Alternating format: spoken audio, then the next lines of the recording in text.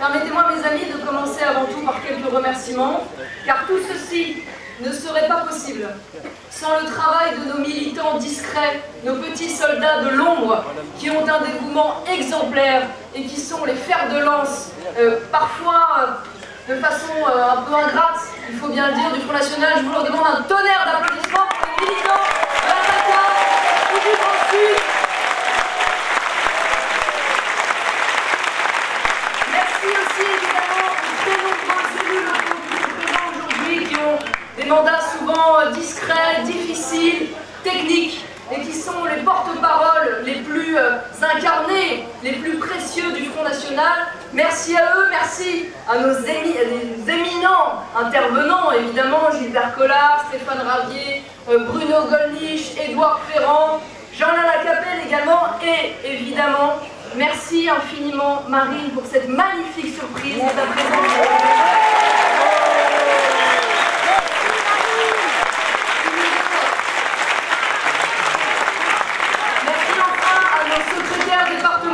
Qui sont venus tenir et monter les stands et qui sont, c'est vrai aussi, les préfets du Front National dont le travail est parfois difficile. Merci à eux et merci en particulier à Thierry Desgremont, secrétaire départemental de Vaucluse, et Noémie Veillet, qui a été l'organisatrice de cette journée et qui l'a réussi brillamment. Merci beaucoup.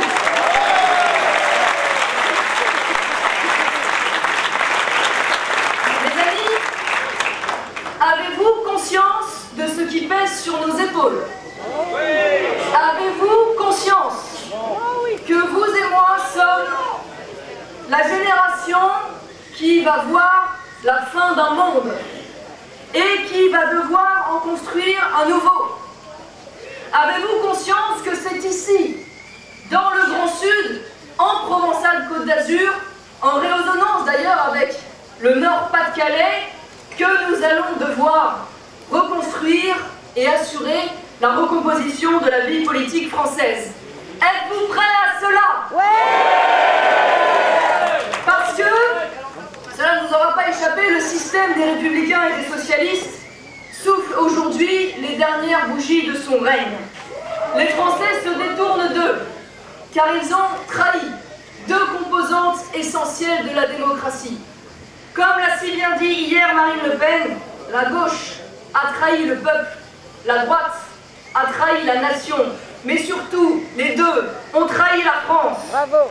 Nous le voyons bien, la gauche française a renoncé à la défense des classes populaires. Si j'avais été de gauche, aujourd'hui je ne serais pas heureuse au milieu de vous, sûrement serais-je en train de participer à un vernissage au milieu des petits fours et des patrons du CAC 40 et des artistes, parce qu'ils n'aiment pas le visage que vous leur renvoyez. Alors, pour exister, la gauche n'a plus que la dictature des lobbies minoritaires. La gauche n'a plus que la fabrication artificielle de nouveaux électeurs. Tel n'est pas d'autre objectif que la circulaire de Manuel Valls en 2012 qui expliquait qu'il fallait régulariser systématiquement tous les clandestins qui étaient présents sur le territoire depuis maintenant 5 ans. Ils n'en ont jamais assez tiré Valéry Giscard d'Estaing en parlant du grand patronat qui réclamait déjà, à l'époque, toujours plus d'immigration pour tirer les salaires à la baisse. Eh bien, aujourd'hui, rien n'a changé. L'immigration continue non seulement de permettre la fabrication de ce néo-électorat, mais il est censé évidemment satisfaire les intérêts du MEDEF. Lorsque le peuple ne nous convient plus, lorsqu'il ne vote plus comme nous souhaiterions qu'il vote, eh bien, ils ont décidé de changer le peuple. Et de changer ce peuple en le tenant par le communautarisme. En cela, d'ailleurs, ils ne respectent ni les Français d'origine immigrée, ni les Français de souche. Trop préoccupés à assurer leur réélection, ils n'ont comme seule réponse face au terrorisme que les bougies, les marches blanches et l'émotion devant Imagine au piano. C'est oublier que l'on ne peut refuser de faire la guerre si celle-ci nous est déclarée, sauf à se rendre complice de nos ennemis. Nous n'avons pas le choix. Soit vous êtes avec nous contre l'islamisme, soit vous êtes contre nous pour l'islamisme. Il n'y a pas de neutralité possible. ceux qui refusent de prendre les décisions qui s'imposent, et qui s'imposent de façon encore plus criante tous les jours qui passent, eh bien, sont complices de l'islamisme qui aujourd'hui tue les Français.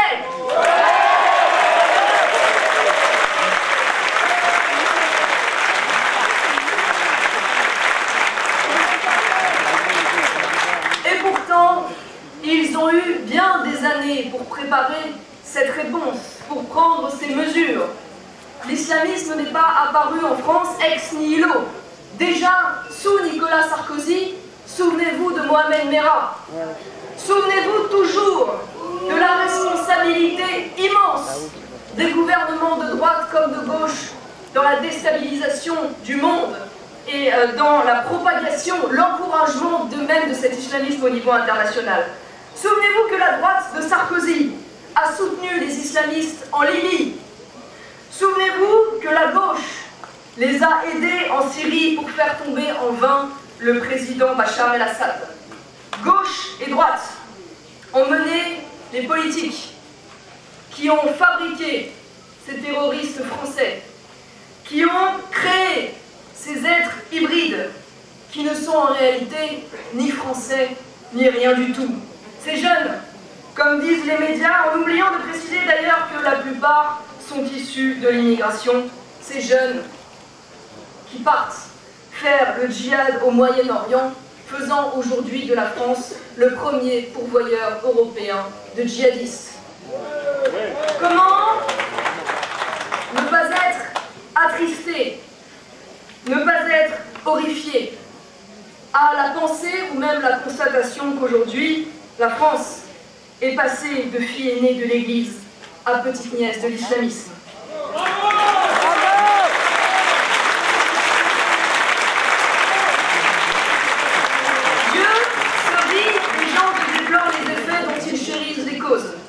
Avait-il le grand Bossuet. Nous disons également que l'on ne règle pas un problème avec les modes de pensée qui les ont engendrés.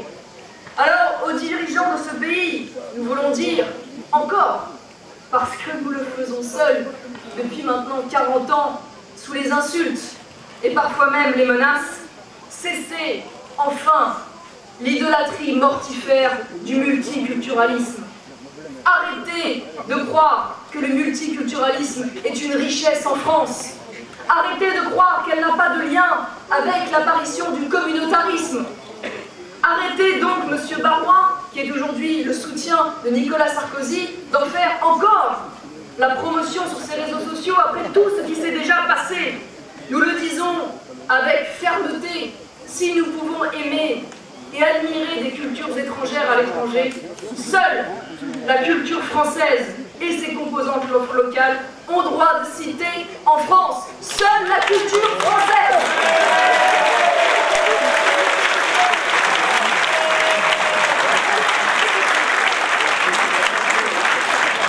Et l'ironie du sort veut que ce sont les radicaux et les socialistes du XXe siècle qui ont mené une lutte acharnée, excessive, disons-le, contre les langues régionales, nous amputant parfois d'ailleurs d'une partie de nous-mêmes et de nos patries charnelles. Et pourtant, ce sont leurs mêmes successeurs, aujourd'hui, et je pense notamment à Najat Vallaud-Belkacem,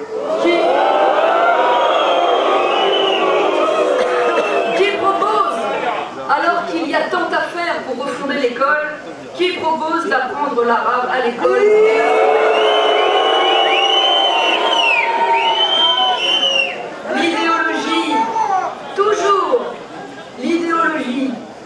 Mais aussi la lâcheté immense d'un système qui achète la paix sociale en encourageant la sécession culturelle de certaines parties du territoire français, mais aussi en fermant les yeux sur les trafics de drogue, d'armes et même humains qui aujourd'hui s'organisent dans les cités et en particulier dans les cités marseillaises. La trahison d'un système qui est fort avec les faibles et faible avec les forts et les caïds. Et cela est hautement dramatique, car beaucoup, pour ne pas dire une écrasante majorité, de djihadistes sont d'anciens délinquants. Et beaucoup de nos délinquants sont malheureusement de futurs djihadistes. De la même manière, tous les musulmans musulmans, évidemment, ne sont pas des terroristes et ne le deviendront jamais. Mais tous les djihadistes sont musulmans. Et il faut oser le dire pour le comprendre et pour le combattre. Et précisément d'ailleurs pour éviter l'amalgame avec les Français de confession musulmane qui eux respectent les lois de la République. Le véritable amalgame, c'est de se taire et c'est de ne pas faire cette distinction pour nous protéger tous de cette nouvelle barbarie. Souvenons-nous de Mohamed Merah, qui est le premier à avoir sidéré la France par son horreur dans le cadre du terrorisme islamiste, en tout cas pour les années les plus récentes, qui avait été condamné 27 fois avant de tuer 7 Français, dont des enfants. Et il était libre, alors qu'il aurait dû être derrière les barreaux si la justice française n'avait pas été si laxiste. Car le terrorisme, aujourd'hui, est bien le produit du laxisme judiciaire. Nous sommes porteurs en France d'un djihadisme made in syndicat de la magistrature. Voilà la réalité française.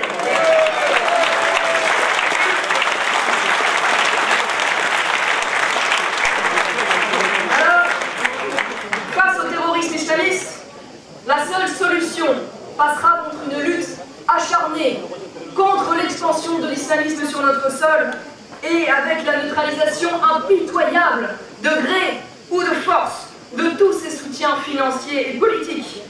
Où sont aujourd'hui les fermetures de mosquées salafistes qui nous ont été promises? Où sont les expulsions d'imams radicaux qui continuent de prêcher la haine? Où sont les étrangers radicalisés qui auraient dû être immédiatement expulsés du territoire français? Où en est la dissolution de l'UOIF, Union des organisations islamiques de France, qui a été mise à la table de la République par Nicolas Sarkozy? UOIF, dont je vous rappelle qu'elle est l'émanation d'une branche des frères musulmans, qui est une lecture extrêmement radicale de l'islam, une branche qui a d'ailleurs été catégorisée comme terroriste dans certains pays et même interdite dans un certain nombre de pays musulmans. Où en sont les déchéances de nationalité des binationaux radicalisés ou condamnés qui n'ont rien de français et qui sont devenus des ennemis de l'intérieur? Où en est la réforme du droit d'asile, qui aujourd'hui est devenue non pas une voie d'accueil des réfugiés de guerre à titre individuel, mais une nouvelle filière d'immigration clandestine bis, où se glissent insidieusement et à dessein un certain nombre de terroristes qui ont frappé hier, mais qui peut-être frapperont demain. Où en est tout cela? Le gouvernement, manifestement, n'a toujours pas pris la mesure de la menace. Un système faible avec les forts et fort avec les faibles, vous disais-je. Un nouvel exemple assez édifiant, qui a d'ailleurs fait l'actualité dernièrement et qui a même monopolisé le débat public, je pense évidemment à la loi travail. Une loi commandée une fois de plus par l'Union européenne, imposée même, ce qui pourrait expliquer ce tel entêtement du gouvernement contre ses propres soutiens et ses propres affidés, que ce soit l'extrême gauche, que ce soit ces fameux anarchistes casseurs, que ce soit les écologistes, ou que ce soit ces syndicats serviles gavés d'argent public. Eh bien, cette loi commandée par l'Union européenne, commandée même d'ailleurs par le président intergalactique Jean-Claude Juncker, qui expliquait être allé, je cite, parler aux dirigeants d'autres planètes, tant le sujet était grave après le Brexit.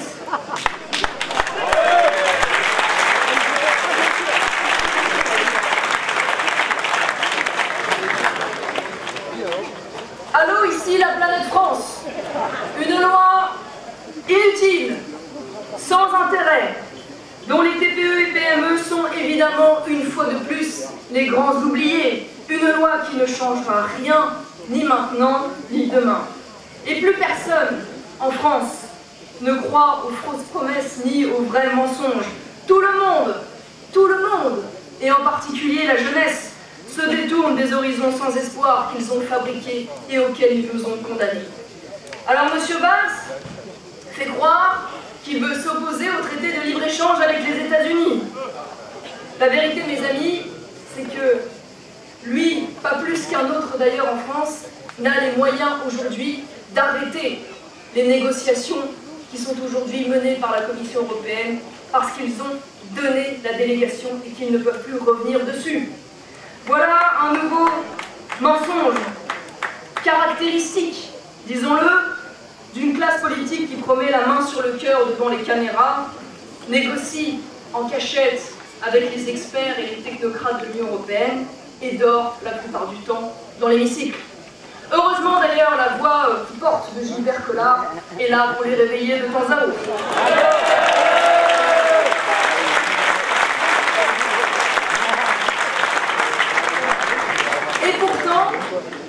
Et pourtant, dans ce sombre tableau, jamais probablement depuis des décennies, l'espoir n'a brillé de façon aussi intense.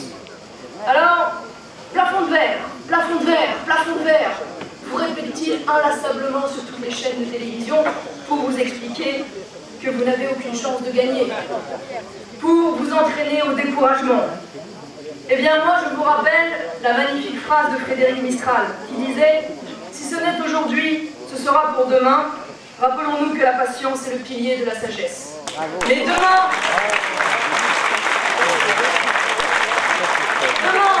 est arrivé. Partout en Europe, les peuples se réveillent. En Pologne, en Suisse, en Hongrie et ailleurs, les patriotes opèrent des percées incroyables, remarquables, parfois même jusqu'à la victoire. Alors, évidemment, parmi cette intense lueur d'espoir, nous ne pouvons ne pas aborder le Brexit, qui est probablement la première pierre posée, le premier jalon vers la victoire de Marine Le Pen en 2017. Les Anglais nous ont ouvert la porte. Et nous la passerons sans état d'âme en 2017 dans leur sillage. Parce que le Brexit, c'est la victoire du réel sur la propagande. C'est la victoire des gens ordinaires sur les puissants. C'est la victoire de l'économie réelle sur la finance. C'est la victoire de la volonté sur la résignation et sur le fatalisme. C'est la démonstration, si tant est qu'il eût fallu cette démonstration, que les technocrates de Bruxelles ne sont grands que parce que nous sommes à genoux.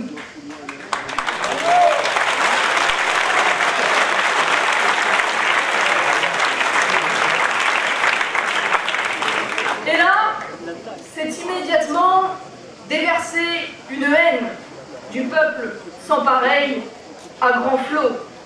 Après, évidemment, que le vote du peuple anglais n'ait pas correspondu à ce qu'ils auraient souhaité. L'ineffable BHL, Bernard-Henri Lévy, synthèse de la gauche caviar, de la droite bling-bling et du brushing raté, écrivait dans Le Monde, je cite, une toute petite partie, c'est assez croustillant mais nous n'aurons pas le temps, je cite, « C'est la victoire de l'Angleterre moisie sur l'Angleterre ouverte sur le monde. C'est la défaite de l'autre devant la boursouflure du moi et du complexe devant la dictature du simple. » Que de beaux mots pourtant de mépris. Quant à Cohn-Bendit,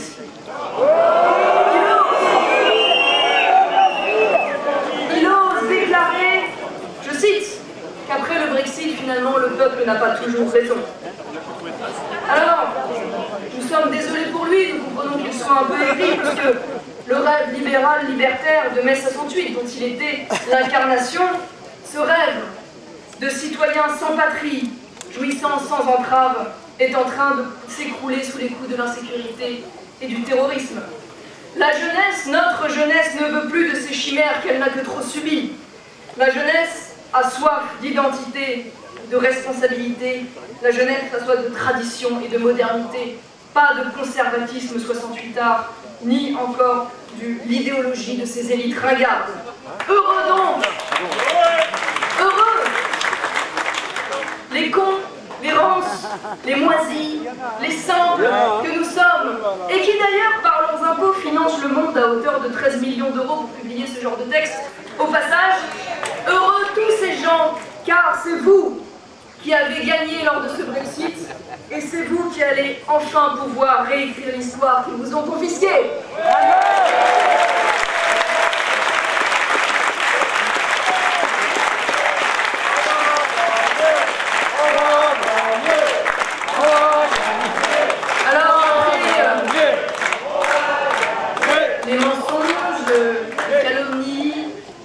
menaces, les intimidations, ils vont tenter encore, évidemment, de vous mentir.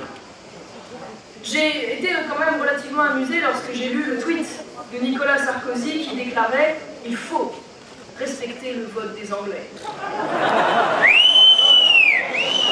Un comble tout de même de la part de celui qui a foulé au pied le vote de nos propres compatriotes. Non seulement en votant le traité de Lisbonne, droite et gauche confondues d'ailleurs, un traité qui avait été refusé quelques mois plus tôt par les Français à travers le référendum en 2005, mais aussi l'homme qui a trahi toutes les promesses de 2016. Alors il aura beau faire son grand retour sur l'identité, nous disons que Sarko est à l'identité ce que DSK est au féminisme. Bravo!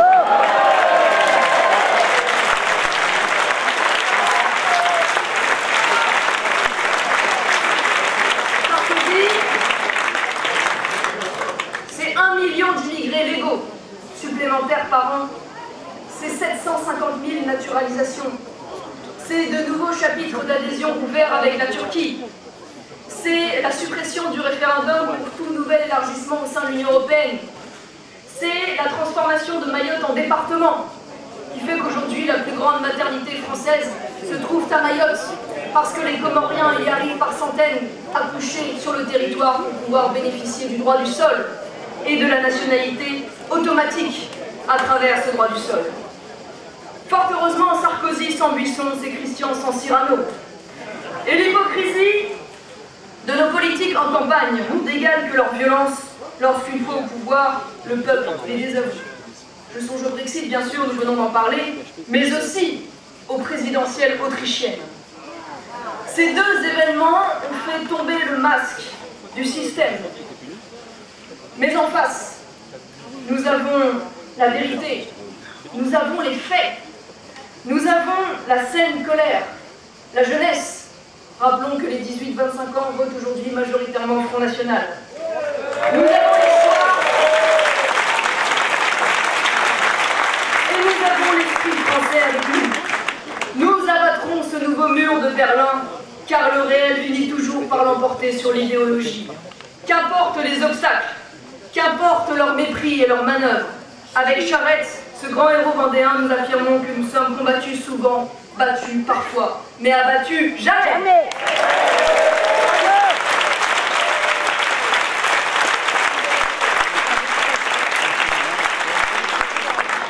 Je vous parlais de leur utopie parce que l'Union européenne, c'est-à-dire à terme les États-Unis d'Europe, sont bien une utopie. Leurs rêves, ou plutôt leurs intérêts bien compris, sont devenus notre cauchemar. Leur zone euro, vendue comme un Eldorado, la zone zéro en réalité, est la zone de croissance la plus faible du monde. Les travailleurs détachés, qui permettent aujourd'hui de payer ces travailleurs avec les charges sociales du pays d'origine, jettent des millions de Français au chômage, en particulier dans le bâtiment. Cette organisation politique, car il ne s'agit que de cela, contrairement à ce qu'ils vous disent, l'Union européenne ne se confond pas avec l'Europe. Cette organisation politique, censée nous rendre plus forts, a été incapable de nous protéger des trois grands défis du XXIe siècle. La mondialisation, l'explosion démographique des pays du Sud et l'expansion de l'islamisme. Pire encore, elle nous a condamnés à l'impuissance en décidant la disparition totale de nos frontières économiques et humaines, en appelant à toujours plus d'immigration, en déléguant la lutte contre l'immigration clandestine à la Turquie. La Turquie d'Erdogan, dont tout le monde sait qu'elle joue un double jeu particulièrement dangereux avec l'État islamique. Et surtout, ils ont échoué parce qu'ils ont refusé de revendiquer la civilisation européenne à laquelle nous appartenons. Ils ont refusé d'affirmer et de défendre que notre civilisation est à la confluence des héritages gréco-romains et chrétiens. Leur utopie est dangereuse parce qu'elle tente de forcer la fabrication artificielle d'un peuple européen qui n'existe pas, par des règlements stupides censés uniformiser nos modes de vie, une citoyenneté artificielle, désincarnée, hors sol, lointaine, qui est en passe de faire disparaître nos véritables identités nationales et nos identités françaises. C'est-à-dire de tuer une civilisation qui a rayonné et continue d'ailleurs de rayonner d'Homère à Descartes dans le monde entier. Les identités françaises comme européennes se sont faites sur les bases de l'Antiquité gréco-latine, puis du christianisme. Aujourd'hui, on méprise, quand on ne nie pas d'ailleurs nos racines chrétiennes, et l'on n'apprend plus les langues anciennes dans nos écoles. Vincent Payon, homme de droite, et Madame Vallaud-Belkacem, femme de gauche, préfèrent que nos enfants ingurgitent la théorie du genre ou l'histoire de l'Afrique plutôt que celle de Charlemagne ou de Louis XIV. Pire, les collégiens devront bientôt réaliser des exercices en langage SMS, comme si le niveau n'avait pas déjà assez baissé à force de manœuvres pédagogiques. À la nullité crasse, disons-le, de ces dirigeants, s'ajoute donc la volonté assumée d'organiser notre amnésie historique. La suppression régulière de pans entiers des programmes scolaires n'est pas sans rappeler d'ailleurs les régimes totalitaires du siècle dernier, qui eux aussi ont tenté de faire table rase du passé en s'attaquant d'abord à la jeunesse en vue de créer un homme nouveau. Fort heureusement, on en sait ce qu'il est advenu.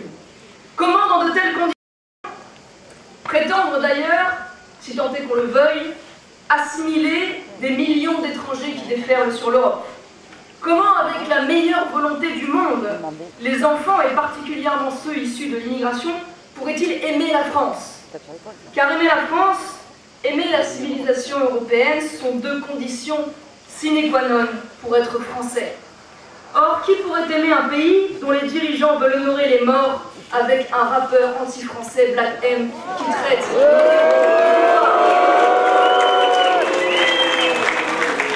Heureusement, la mobilisation des patriotes, en dépit du discours moralisateur et culpabilisant de nos politiques, ont rejeté violemment un tel outrage à leurs ancêtres. C'est la preuve rassurante que grâce au Front National, la France est de retour et que jamais l'histoire écrite du sang des héros ne sera effacée par la laideur de la décadence médiatique ou politicienne. Notre pays est un vieux pays, issu d'un vieux continent. Il est empli d'histoire et de traditions. Son sol est gorgé du sang de ceux qui se sont battus pour lui. Sa terre est pleine de la sueur des générations qui l'ont inlassablement labouré jusqu'à nous. C'est cette accumulation de sang, ces efforts, ces larmes aussi souvent, qui firent le terreau de notre beau pays. Le sol même que nous foulons est empreint de cette longue histoire. Elle fut dès la formation de l'Empire romain une contrée riche et commerçante. On venait de Phénicie jusqu'à Marseille pour le négoce. Les riches romains puis les gallo-romains vinrent parfois de loin pour y construire leurs villas et cultiver cette terre fertile. Au Moyen-Âge, elle abrita la cité des papes, et aujourd'hui encore, on vient du bout du monde entier, admirer la beauté et l'histoire d'Avignon. Allons-nous abandonner tout cela? Non! Allons-nous trahir tout cela? Non! Alors mes amis, il vous faut voter Marine Le Pen.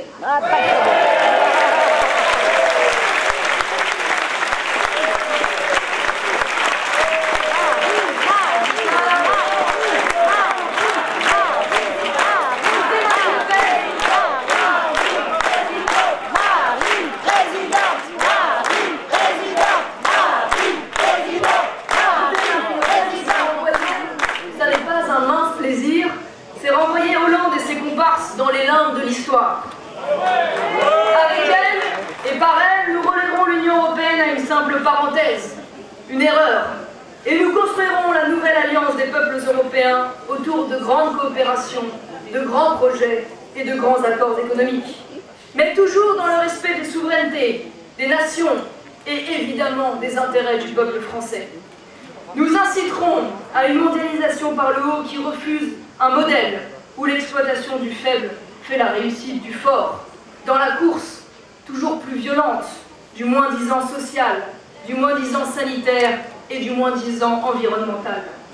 Un modèle aberrant, délirant, immoral même, où le producteur de fraises de notre coin de rue ne se verse plus de salaire quand les étals sont remplis de fraises turques bon marché. Voter pour Marine Le Pen, c'est voter aussi pour sauver nos patrons de TPE-PME. C'est voter pour la sécurité des gens honnêtes.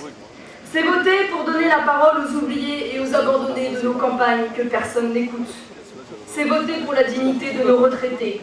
C'est voter pour mettre fin à la submersion migratoire et au terrorisme.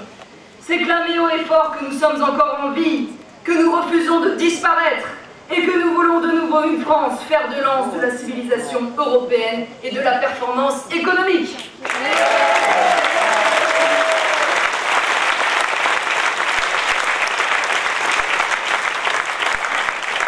Et c'est ici, mes amis, que nous avons peut-être un examen de conscience à faire, parce que nous avons un rôle particulier, parce que nous avons un rôle historique. Nous exigeons légitimement en France le respect de l'adage « à Rome fait comme les Romains ». Mais quel modèle voulons-nous imposer? Voulons-nous offrir? Voulons-nous faire aimer? Ne sommes-nous pas nous-mêmes, d'une certaine manière, en voie de défrancisation, en acceptant la standardisation mondiale de notre environnement et l'américanisation de nos goûts et de nos rêves? Il est grand temps de réinventer ce modèle français. Il est grand temps de régénérer le génie français qui nous est propre. Parce que l'universalisme français, ce n'est pas une nation ouverte aux quatre vents et livrée aux derniers profiteurs qui passent. L'universalisme français, c'est un esprit exportable parce que frappé au cœur de tous les hommes et de toutes les civilisations. Nous pouvons et nous devons même rester fidèles à ce trait de notre personnalité. Encore faut-il régénérer et défendre cette personnalité. Et pour cela, il nous faudra libérer l'inventivité de nos entreprises asphyxiées, sauver le savoir-faire séculaire et envié de par le monde de nos paysans, retrouver la voie d'équilibre et indépendante de notre diplomatie, oxygéner le débat intellectuel français cadenassé par la morale du politiquement correct. Il nous faudra remettre à flot une école brisée par l'idéologie de la réussite artificielle pour tous, de l'épanouissement personnel au détriment de l'exigence et du travail, de la promotion du vivre ensemble et des délires LGBT, plutôt que de la transmission de nos fiertés passées. Tout ceci, nous le ferons pour préparer la génération qui va suivre, une génération que nous voulons de citoyens libres, libres avant tout, avertis, lucides et critiques, d'ingénieurs créatifs, d'entrepreneurs qui seront à l'initiative de ce nouveau modèle français. Alors, la tâche est tellement immense que parfois certains n'y croient plus, ou certains se découragent. Pour cela, il est déjà trop tard. Non, il n'est jamais trop tard. Il n'est jamais trop tard et la preuve c'est que vous êtes ici aujourd'hui. Il n'est jamais trop tard, l'affirmer, le dire à votre entourage ou à ceux qui sont découragés, c'est se montrer digne de notre terre et de notre pays. Douter du dénouement final de notre combat, c'est trahir les générations qui nous ont précédés, parce que nous sommes éminemment optimistes. Nous voulons réarmer moralement les Français. Nous voulons leur apprendre de nouveau à s'aimer. Nous voulons leur donner le droit légitime de rester eux-mêmes. La mission est évidemment immense, et leur adversité et leur hargne l'est tout autant. Vivement 2017, évidemment, mais il faudra avoir conscience que le combat sera dur, et il sera sans merci. Mais allons-nous refuser de nous battre? Allons-nous laisser une génération politique sacrifier les 80 générations françaises qui ont précédé et toutes celles à venir? Allons-nous laisser faire ça? Refaire un pays, c'est ce qui nous est demandé. C'est le service qui attend notre réponse. C'est la mission que nous avons reçue. Chaque personne a sa vocation, chaque nation a son destin, chaque génération a son appel. Voici le nôtre aujourd'hui, notre appel, refaire la France, à la suite de Clovis et de Jeanne, de Saint-Louis et de ses chevaliers, obscurs, des nombreux, obscurs et héroïques combattants des tranchées, comme de l'humble et admirable soldat inconnu qui dort sous l'arche immense. Nous répondrons, me voici. Et comme Jeanne, sautant victorieuse dans les bastilles ennemies, nous dirons, en avant!